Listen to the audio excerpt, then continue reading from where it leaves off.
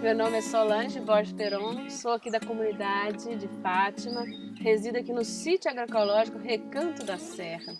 Sou aqui, nascida e criada aqui no município. Meu nome é Nilson dos Santos Peron, né? E companheiro da Solange. E estamos aqui nesta caminhada aqui. Hoje nós estamos aqui para falar para vocês um pouquinho sobre o nosso trabalho aqui no sítio. O porquê da transformação para a agroecologia, sustentabilidade, a produção orgânica, dos produtos naturais.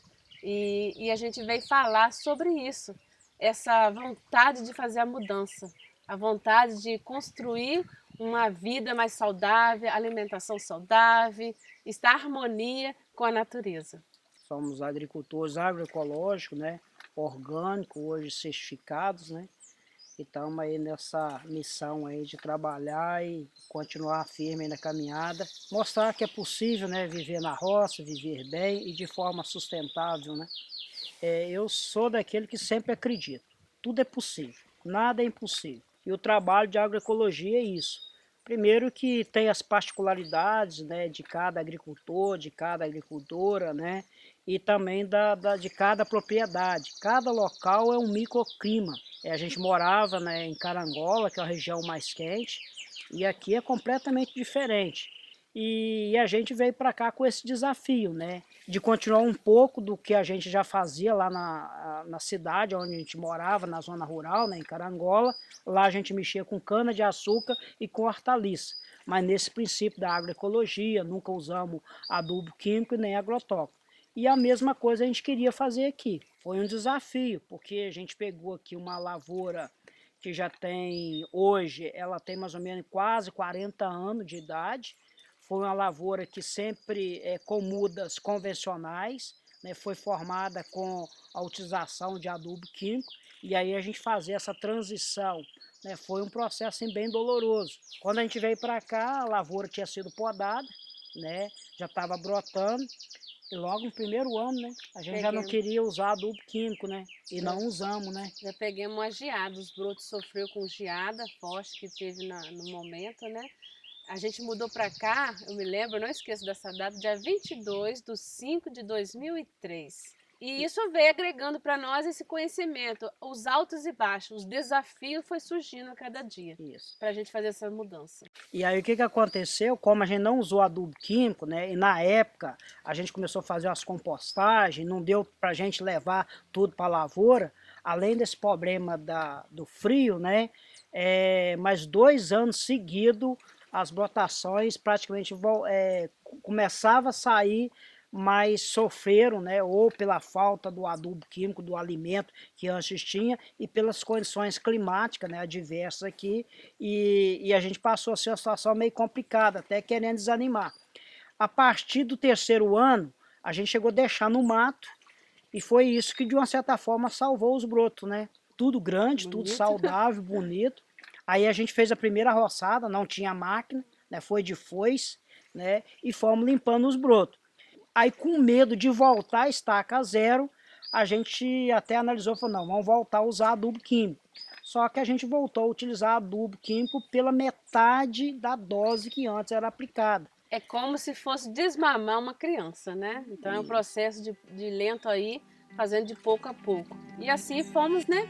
Até chegar a não usar mais nada. E nesse processo desses primeiros 3, 4 anos, a gente passou a não capinar, passou a fazer roçada, fomos deixando algumas árvores que naturalmente foram nascendo, inclusive a gente chegou a deixar até árvore demais, né?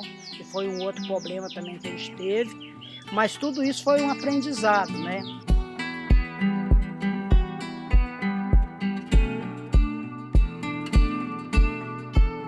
E outra coisa também que a gente aprendeu e que a gente orienta para outros agricultores que for fazer.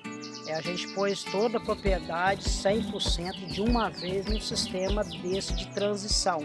E um agricultor e uma agricultora que vive exclusivamente da propriedade, que queira fazer isso, a gente recomenda que deve ser feito isso aos poucos, passo a passo e por talhões.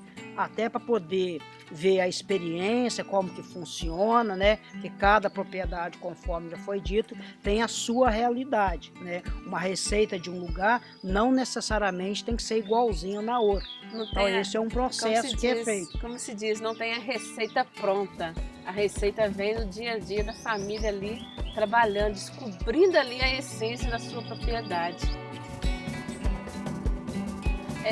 E esse processo a gente pode até perguntar assim, mas vocês fizeram sozinho? No início sim, na propriedade, mas a gente viu a necessidade também de fazer um trabalho em conjunto, que entra aí o intercâmbio, né? O intercâmbio surgiu para nos orientar. Fizemos participações de visitas em outras comunidades, em outros companheiros, né, que tinham a mesma dificuldade da gente. A gente trocava as experiências de cauda, o modo de fazer o processo, a mudança. Lógico, nem tudo que é bom para uma propriedade vai ser bom para a propriedade da gente. A gente tem que ver, analisar aqui o clima, o terreno, tem que ter tudo isso, essa logística para fazer essa transformação. Para nós foi muito bom o intercâmbio, porque a gente pegou mais experiência, pegou mais conhecimento. Eu falo que nós, do movimento de mulheres também, né, participamos de vários intercâmbios em várias propriedades com as mulheres, aonde ensinaram a ter esse olhar para a terra, para a mãe terra. Por que da importância do mato? Por que a poda na época certa? A semente também, né? Aquilo que você está produzindo ali.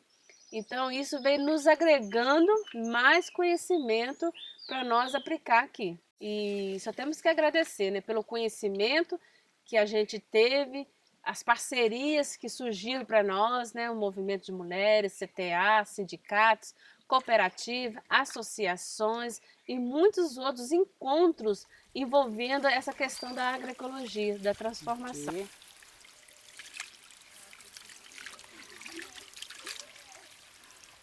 Que sempre vai acumulando alguma sujeirazinha, né? Como é que é a história? Vocês ensinaram isso aqui para a comunidade? Então, o incentivo nosso foi uma época que teve uma seca muito grande aí. Nós começamos a fazer uma novena. A novena na época da seca, um incentivo nosso aqui. Iniciou aqui na campanha da fraternidade aqui em casa. Essa placa aqui, a gente vai até renovar, tá? Tinha uns dizeres aqui, em comprometimento com ser o guardião, né, das nascentes, guardião das matas, proteção ambiental. Essa nascente aqui chama nascente da prosperidade. A segunda é? A nascente do meio, que é a nascente da solidariedade. E a terceira, que é a nossa, que vai para cá, a nascente da resistência. É porque uma lá ficou com um fiozinho de água, mas resistiu e não secou, e aumentou. A do meio que serve aos vizinhos, e essa aqui é porque tem muita água, tem abundância. E outra coisa também que eu considero assim que foi, vamos dizer assim, o pulo do gato, é a questão da diversidade. Não só a diversidade da produção, e mesmo dentro do próprio café, a diversidade da utilização do produto em si. Por exemplo, uma das coisas que a gente viu e a gente sentiu a necessidade, que a gente tinha que buscar qualidade. E aí a gente começou a pensar na questão dos cafés especiais. E quando a gente entrou nesse campo de trabalhar os cafés especiais, nos levou a necessidade de buscar mais informações, mais conhecimentos, encontros. E aí a gente passou a participar de um espaço que antes a gente não participava. E aí, com isso, a gente começou a buscar novos mercados, né? Com isso também a gente percebeu que a gente poderia também processar o nosso produto, no caso do café, fazer o pó de café. Começamos a fazer contatos com cafeteria. Fomos pela primeira vez participar da Semana Internacional do Café. E foi assim uma experiência inovadora para nós, e foi lá que começou a abrir algumas portas de alguns contatos nesse campo da comercialização do produto do café. E dentro dessa linha da diversidade, a gente começou também a trabalhar assim, plantar bananeira, tem mandioca, a gente começou a ter outros produtos que começaram a surgir no meio da própria produção, e por ser agroecológico e trabalhando essa questão do orgânico, vários consumidores e pessoas que nos conhecem começou a procurar o pó de café, banana, verdura, outros produtos. Então a gente passou a perceber que diversidade, qualidade é fundamental e é o que vai dar sustentação para quem trabalhar nessa linha aí de ser orgânico, agroecológico. A gente fica feliz em saber que não existe só nós, agricultores, poucos agricultores na agroecologia, mas que estão abrangindo, né? Abrangindo para todos os locais. Estão nos procurando sempre professores, né, para trazer alunos aqui na propriedade, para conhecer o processo, o que é agroecologia, por que agroecologia. Então a gente faz palestras aqui na propriedade, onde agregamos estudantes de várias regiões, né, que vêm aqui conhecer.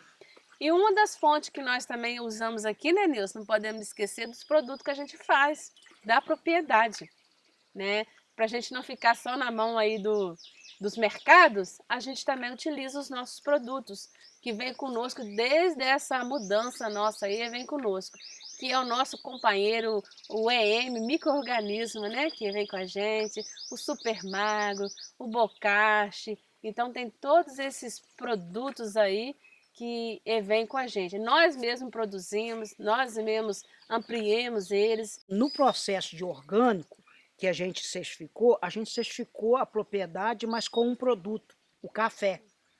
E aí a gente começou a discutir o seguinte, que tudo que a gente vai plantar no meio da lavoura, porque a gente planta outras coisas, também tem que levar esse princípio. E a gente falou assim, e a banana? E a mandioca? E a rapadura? E as outras coisas que a gente produz aqui, as hortaliças, as frutas? E aí, a gente também tem comércio para isso. Aí é onde é que a gente começou a sentir a necessidade que a gente também precisaria trabalhar para certificar esses produtos.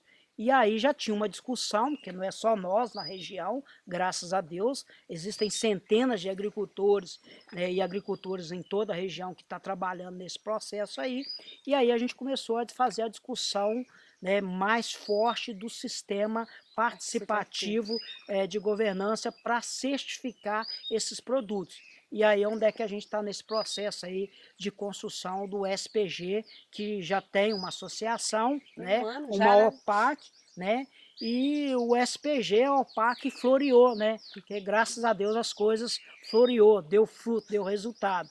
E com isso a gente vai poder certificar os demais produtos da nossa propriedade para a gente poder estar oferecendo aos consumidores de uma maneira geral e principalmente aqueles mercados que exigem uma certificação, uma comprovação desses produtos aí. É importante a questão da produção, é importante a questão da comercialização. No caso do café, o que acontece? A gente faz lotes e microlotes e nanolotes. Só que na hora que a gente vai limpar, a gente está tendo um problema, que a gente chama uma máquina terceirizada e a máquina é grande. Primeiro, mesmo que a pessoa venha aqui para nos satisfazer, ele cobra um preço que fica muito caro, porque é pouco produto.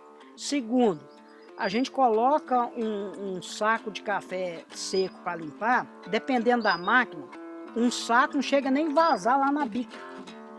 Aí a gente tem que colocar um outro saco de café, mais um outro para começar a chegar o café. Mas às vezes a gente só tinha um saco de café, daquele café que a gente selecionou, então a gente começou a perceber que a gente precisa de ter um equipamento adequado, num tamanho, numa produção em menor escala, para atender a nossa demanda. E a gente começou a pesquisar até que a gente conseguiu descobrir no mercado, tá? A exemplo do despolpador, e aí a gente está estruturando e equipando aqui na propriedade, a gente está pensando nisso e é esse o caminho que a gente quer, para a gente ter uma certa autossuficiência e independência para a gente estar produzindo e preparando, né, e processando nossos produtos.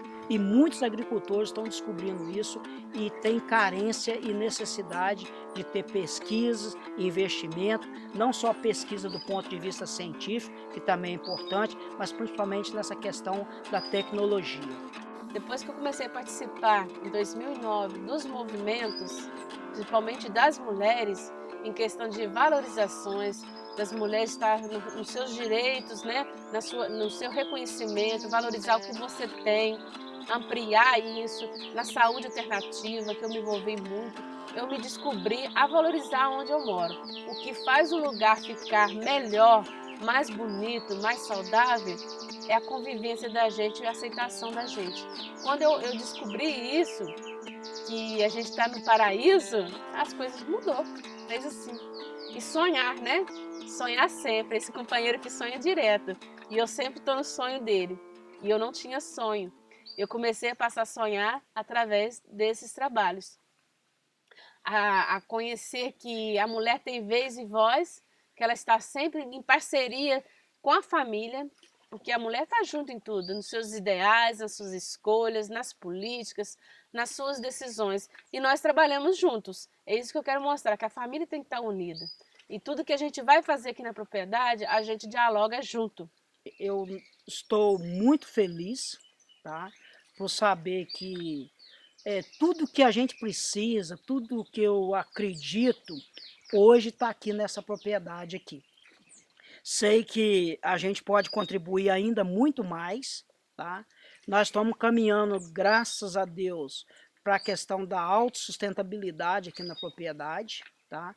O sonho, em resumo, que a gente quer isso, não é no sentido de querer ficar rico, mas a gente quer viver bem, tá? E viver bem em plenitude, como disse o nosso Senhor Jesus Cristo, né? Eu vim para que todos tenham vida e vida em abundância. E é isso que a gente busca.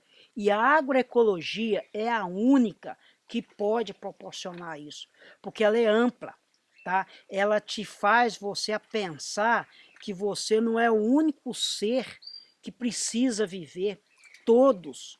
E à medida que a gente entende isso, essa ressonância vem até a gente com muito mais abundância.